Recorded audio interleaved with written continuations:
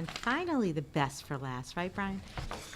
Technology Program 3600, and I had gotten a few requests, so if you don't mind, I'll give everybody a copy of the latest technology report, just so we all have it in front of us. While you're doing that, ask Brian to come and do a little bit more information for you, not only on the budget, but we have invested heavily into technology, how we're doing. You know, we made some major commitments this past year as far as the leases are concerned, and which included iPads at the elementary level and classroom sets for each classroom in the school system. So we thought this would be a good time to give you some feedback to see how we're doing. Thank you, Dr. Bookman. I want to kind of expand upon the theme at the beginning, the change. And certainly we've seen significant changes, as the slide showed over the past 16 years. But we've also seen significant changes over the past couple of years with the implementation of the iPad program at the secondary level, and we're starting to see some significant changes already at the elementary level. During the fall, all of the program directors came and they talked a lot about their programs, and I'm sure they shared some of the significant technology integration projects that they are doing, and they're doing a great job. So when Dr. Bookman asked me to come and share with you, I didn't want to rehash everything that you heard in the fall and go curriculum area by curriculum area and tell you what they're doing. But what I did want is what are some of the common denominators that we're really seeing across all of the curriculum areas, and try to kind of organize the changes that we're seeing based upon these categories. And I came up with 5 that I'd like to talk about. The first one that I'd like to talk about is access to resources. The second category is formative assessment. The third category will be collaboration. The fourth category will be instructional change. And then the last category will be accessibility of students. So I'll start with access to resource. This still is our number one use of technology in the classrooms, that we are seeing students and teachers having instant access to information that they didn't have years ago.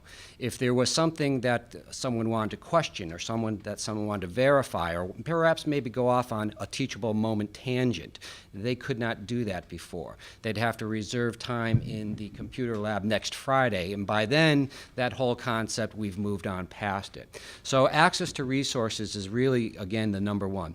We're seeing students and teachers access resources not just that are news, but going to places and actually visiting museums or locations across the world to give them greater access to the content. In foreign language, they go to museums over in Europe and in Asia, and they're actually visiting what they've learned about, but they're visiting it and still staying in the target language, thus reinforcing that skill set.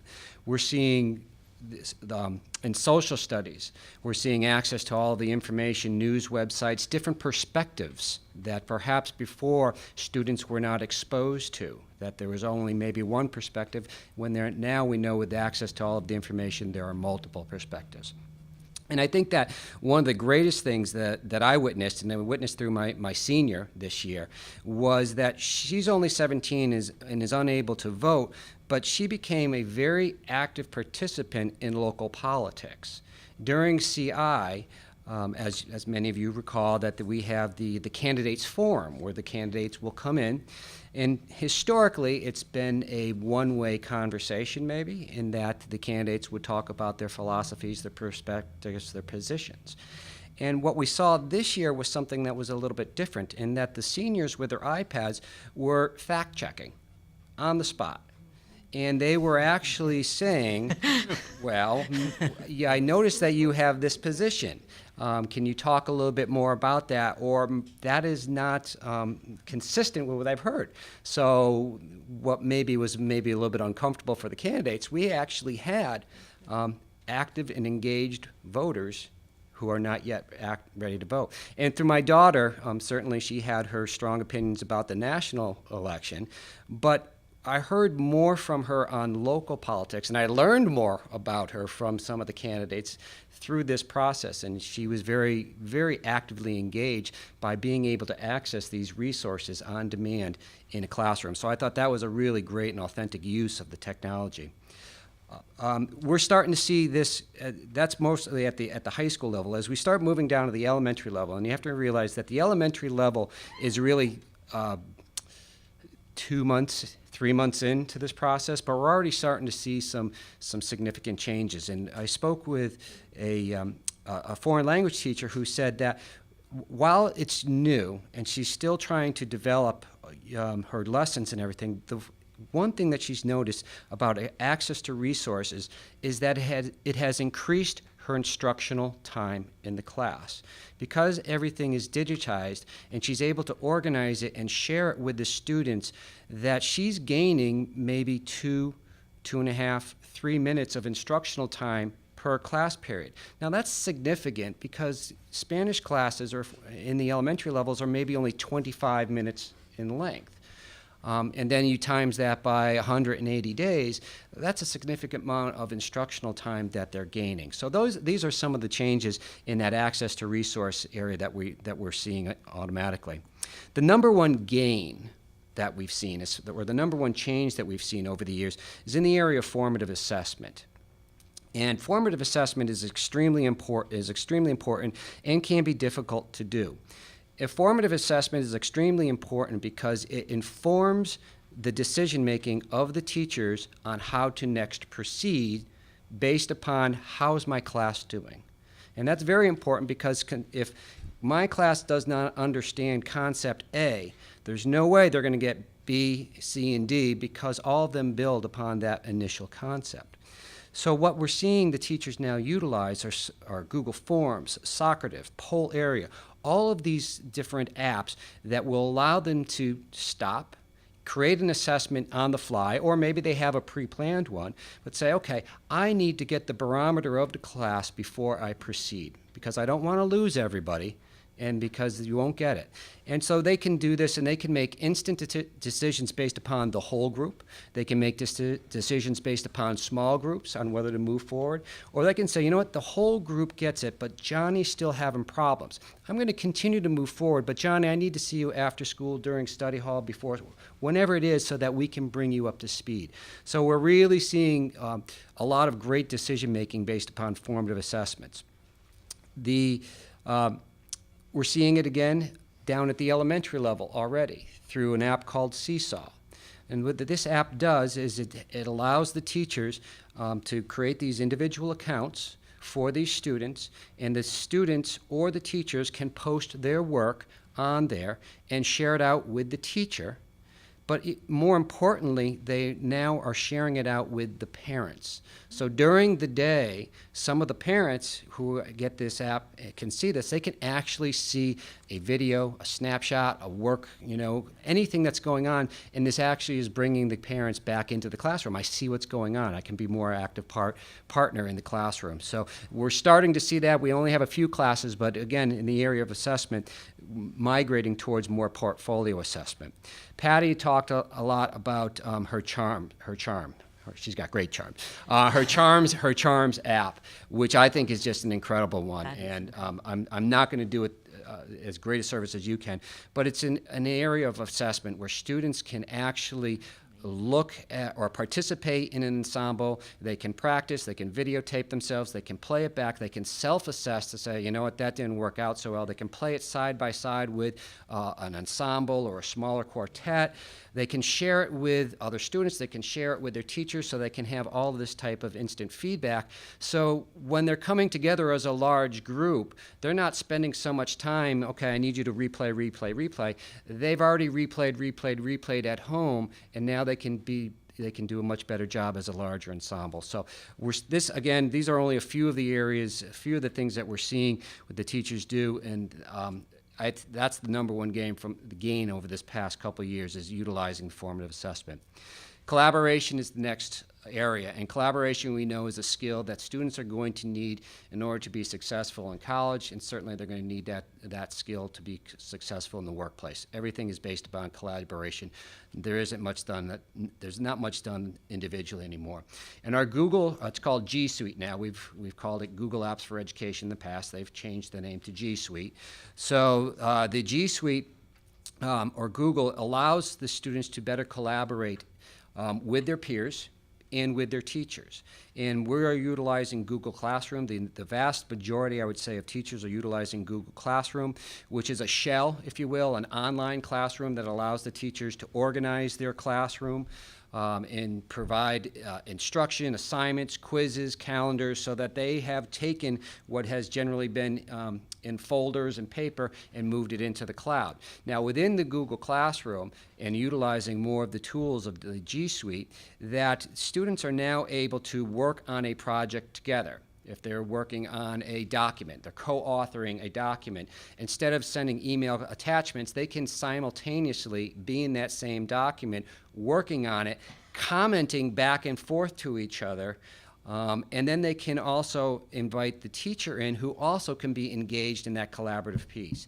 And this is very, very important, because as we know in the workplace, no one creates something by themselves without at least sharing it with multiple people before they present that final project to their bosses, to the professors, whomever.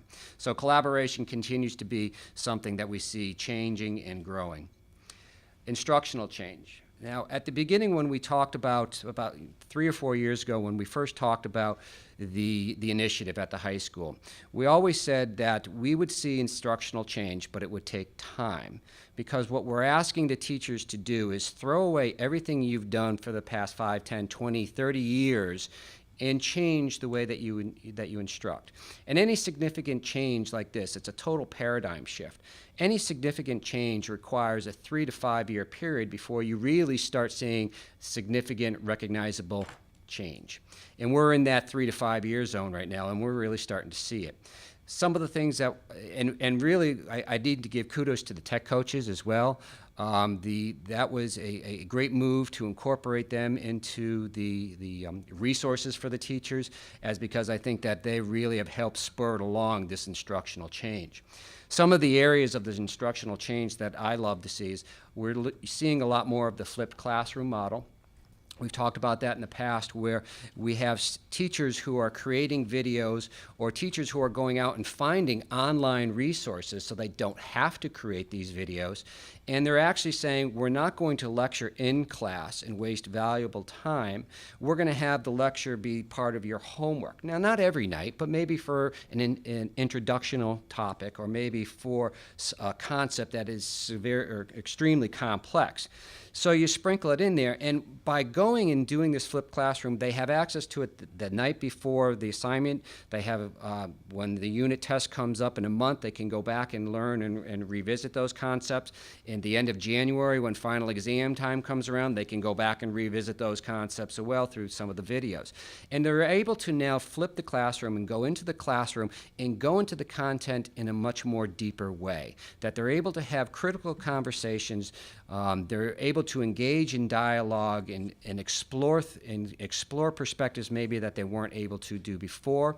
If you're a math teacher, perhaps where you would do these very complex math problems at home, now the teacher can be watching you do these in class to make sure that you do understand the concept, that you don't get that frustration level that we all have experienced with your kids coming home, doing homework, and getting frustrated because what they thought they understand, now they're practicing it and they don't understand it. It removes that frustration because the teacher can be right there saying, okay, let me help you or guide you. You're going down the wrong way. Let me, redirect you. So really, it does a really nice job of helping the students learn the content better while reducing a lot of the frustration that can go along with that. We talked a little bit about textbooks, and I like to talk the big change and difference between going from a paper textbook to an online textbook is active engagement with the text, and we know that that is really, really important. We mark up everything. We can't do that to a textbook that's owned by the Glastonbury Public Schools. And what it does is it allows the students to mark up, to annotate, which is a huge, huge skill, to share these annotations with their peers or with their teachers, to engage in peer conversations, to provide differentiation, because we can take the reading level up, we can bring the reading level down based upon what are the needs of that student. And we're doing a great job with the development of the iBooks. We have about 50 teachers that have been trained in how to create iBooks through a program called iBooks Author. We currently have 25 titles that have been handed in, which many more are coming in on a daily basis. I just uploaded one on Westward Expansion this afternoon. So we're really starting to see our own resource library grow. And the great thing, as we all know, is that not only the interaction with the text is significant, but the relativity and the relevance of the subject matter in the textbook is needed, because you know, we get a textbook and it's outdated, or something changes, or our curriculum may change, and we no longer need that unit, or we need to change that unit, and we can go back into these electronic textbooks and we can make them mirror what we need here from a curriculum standpoint. So we're really starting to move a lot more towards more active engagement with text through the online textbooks. Some of I've talked about the audio-visual features, that we're able to audio capture information from students. So students are creating podcasts using video. They're creating content through iMovie, Adobe Spark, and creating mini documentaries, actually showcasing what they're doing, creating these great projects using green screen technology. Simulation, we're actually utilizing a number of simulation apps, particularly in science, where we can go in right now and we can engage in a dissection of a frog, or we can test a hypothesis in physics. And the great thing about the simulation, we know that because science is about testing a hypothesis, learning from errors, making corrections, and continuing on until you get to the correct answer, the correct process. Through the old way of doing labs, it became difficult. If you made a mistake, you know, you got a frog. What do you do? You know, with a frog that you just cut off the leg of? Well, you can cut that leg off in a simulation, put it back on, and say, we ain't going to make that mistake again. Let's go this way. He was already dead. It doesn't smell good. So you can do a lot of these types of simulations, and it really helps the scientific method, because you're able to do some critical thinking. Okay, that didn't work. Why? I'm not going to do that again. I need to do some problem solving and do some deep dive in this. So we're starting to see a lot more of these simulation apps in the science areas. The last area that I'd like to highlight, the category, is on what I call the accessibility of students. And these are, as you know, I've always said, the greatest benefit of the iPad is with our special needs students. And the gains that we see with the special needs students is incredible. We are now able to bring special ed students more into the mainstream, more and more every day, because of some of the apps that we're using. We have text-to-speech apps that help students who have decoding issues. We have speech-to-text apps to help students who have problems with getting their thoughts from their mind to the pencil and pen, and where they understand it, they have high intellect, they can actually understand and process through it, but there's something blocking it getting out. So by them speaking into the iPad, it actually captures what they know right on there. Incredible gains. We have basic skills apps where students need remediation or need to learn basic skills that are difficult for them. And the beauty of this is that it's not just for special education students, because we have students in Tier 1 and Tier 2 levels of our SRBI plan who also can benefit from these types of applications, where they just need a little bit more skill development, and we can certainly utilize and do utilize that. Behavior simulation apps for those students who have socialization issues, that we can help them through the iPad and engage them in a simulation to help them understand the ramifications of a decision or the ramifications of indecision. So that really helps some of our autistic students. And again, it goes back to, we're able to, with all these apps, to differentiate to the different levels. And that is probably the hardest thing that a teacher has to face, I think, is to have to differentiate skills and meet the various needs, individual needs of so many students in their classroom. Very difficult to do. With the iPad and some of the apps, they have those built-in differentiators that makes it a lot easier, so that we are better able to individualize instruction wherever possible. So those are really the 5 categories of the big changes that I've seen. Access to resource, formative assessment, collaboration, instructional change, and accessibility of students.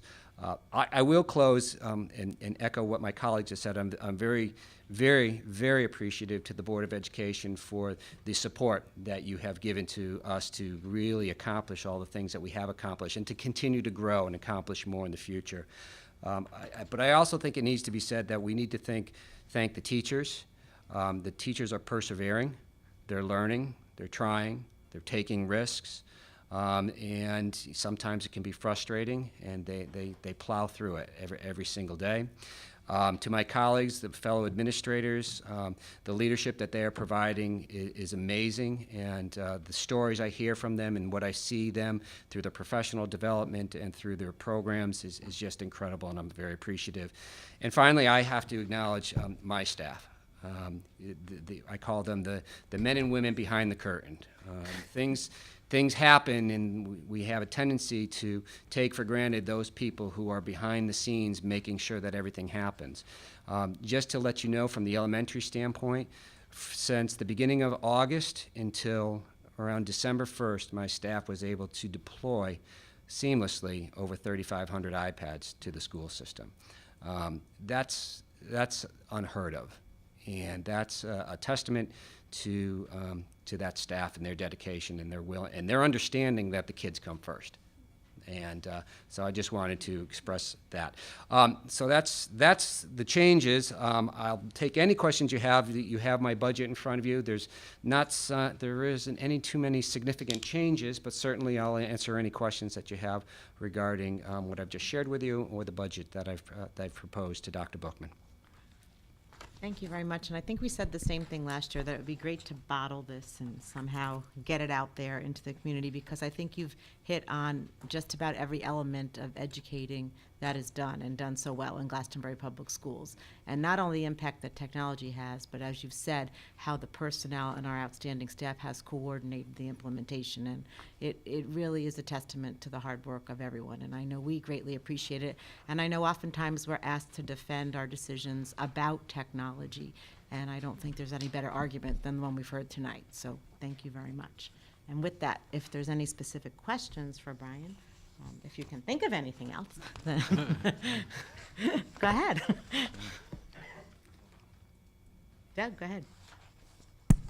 Brian, I mean, I think you just said it at the end, but your budget basically is just doing next year what we're doing this year. There's Correct. nothing new, there's not a change, it's, I think last year, in response to a question that Jeremy posed, that we've, after years of continuing to grow and grow, that I see us plateauing, possibly leveling off, but I'll never admit to that.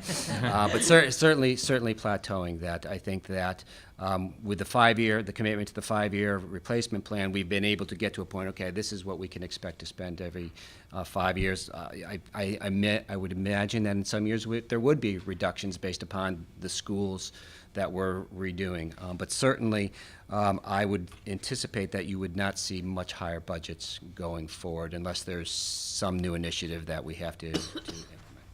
well, it's, with the iPads and the leases throughout all the schools with all the students, those are gonna churn. Mhm. And so you kind of get an upgrade, Yep. refresh, All- system-wide every Exactly. 3 years, right, when the lease goes Yes, out. correct. So it's kind of an ongoing process Yep. with not necessarily a price jump.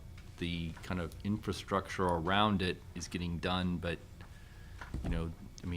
I assume there's always more data needs that maybe need more Wi-Fi and more broadband. There is, but that's we usually try to build that Yeah. into our budgets. When we do our 5-year plan, we don't just do the hardware, but we take a look at what are our software needs in 5 years out, and what are our infrastructure, Wi-Fi, servers, switches, all those, and we try to build those into the 5-year plan. So even if we do need to go out and retrofit some servers and everything, that's built in. That's already Yeah. built in. Yeah. I just think about the bottling. We've got video of this, right? Yes, we do. So you could have our fine AV department chop this up and create a presentation of this and maybe put it up on the World Wide Web for all the world to see. I mean, that's just, Do that. great presentation. It was. Thank you. Copyright first, copyright first. He's paying me, so he owns it. I- Yeah, thank Thank you, Brian, for your presentation this evening. In regards to the GEMS Planetarium, you're placing the digital system. Is that because the software, for instance, is getting more sophisticated? It's a combination. You have to remember that the planetarium is a computer. It's a very sophisticated and very complex computer. And just like everything else, it has a replacement need every 4 to 5 years. We are seeing some failures at it that we have to. Luckily, we haven't had to cancel. I think we only had to cancel one show because of failure. So we certainly don't want to get in the habit of having to start canceling shows. But we're starting to see some issues with the technology because it's old. It's 4 to 5 years old. And certainly there are more sophisticated and systems out there that we think that we could leverage to really take the program up a notch or two.